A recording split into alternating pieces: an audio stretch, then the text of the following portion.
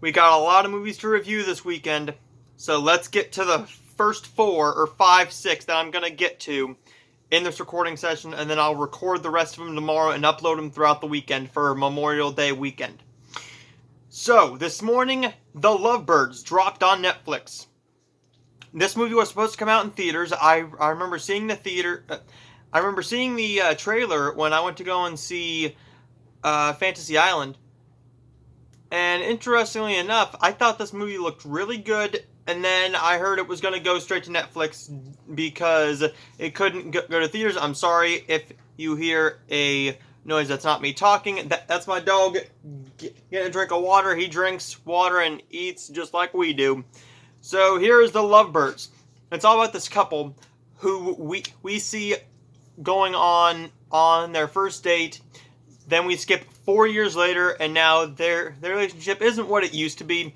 They're fighting a little bit, fighting a lot more than they used to. And now they are mixed up in a murder mystery. During this whole investigation that they go on themselves, because they think that they are the prime suspects and who the cops are after, it leads them to a couple interesting places. A party where they were supposed to be going in the first place, a sex cult, and a couple other different places. This movie is decent. It's a decent little comedy. I was very surprised to see that reviews started to come out for a Netflix movie earlier than the morning of. It's very rare for that to happen, especially for a Netflix movie. For a TV series, yes, you get a review of maybe a couple episodes from that particular season, but you don't get them that often. This one, Netflix is really trying to push because I think they paid a lot of money for this movie, so they want to get the most out of it that they can.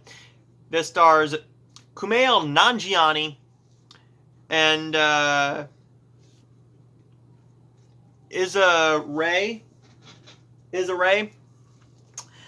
movie has some really funny moments.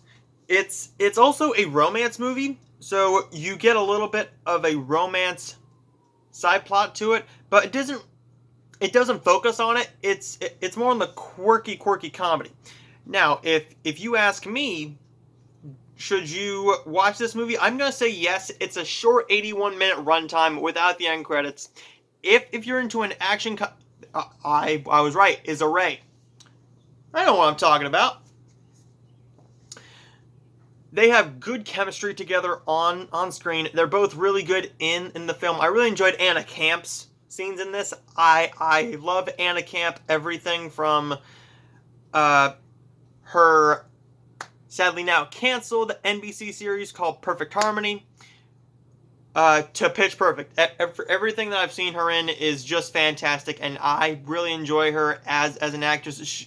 She brings this certain flair to the screen that we don't get a whole lot now. I definitely do need a haircut, by God.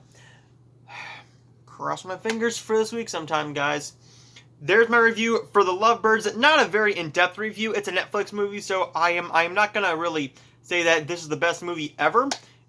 It's not like I'm going to recommend this to you like I did The Irishman or The Babysitter or anything like that, or Marriage Story.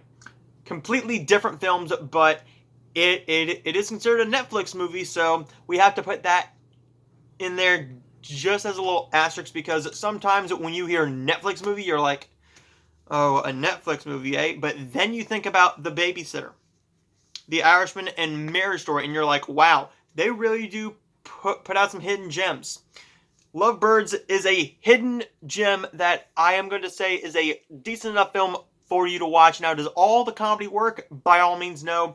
But it's a fun enough time where I'm going to recommend it to you for a short 80-minute watch.